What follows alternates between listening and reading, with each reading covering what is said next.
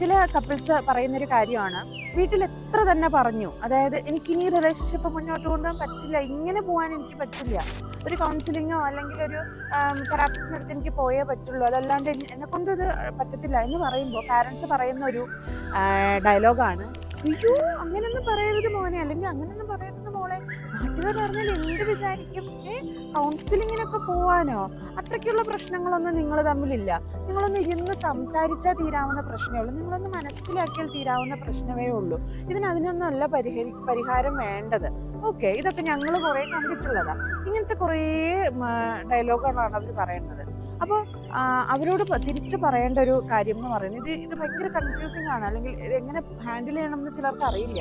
അപ്പോൾ അതിനെ തിരിച്ചു പറയേണ്ട ഒരു കാര്യം എന്ന് പറയുന്നത്, അവരോട് പറയുക, അമ്മ അല്ലെങ്കിൽ അച്ഛ, നിങ്ങൾക്ക് ശരിക്കും എന്നെ സപ്പോർട്ട് ചെയ്യണം എന്നുണ്ട്, ആഗ്രഹിക്കുന്നുണ്ട്, അതാണ് നിങ്ങളുടെ യഥാർത്ഥ ഉദ്ദേശമെങ്കിൽ അത് ഈ രീതിയിലല്ല, എനിക്ക് വേണ്ടുന്ന രീതിയിലാണ് നിങ്ങൾ എന്നെ സപ്പോർട്ട് ചെയ്യേണ്ടത്. എനിക്ക് വേണ്ടത് എൻ്റെ പ്രശ്നം പരിഹരിക്കലാണ്, അല്ലാതെ അഡ്ജസ്റ്റ് ചെയ്യലല്ല. അപ്പോൾ നിങ്ങൾക്ക് ശരിക്കും ആത്മാർത്ഥമായി എന്നെ സപ്പോർട്ട് ചെയ്യണം എന്ന് ആഗ്രഹമുണ്ട് എങ്കിൽ ഇതിന് എൻ്റെ കൂടെ നിൽക്കുക എന്ന് നിങ്ങൾക്ക് പറയാം. Okay, consultant psychologist Pravitha.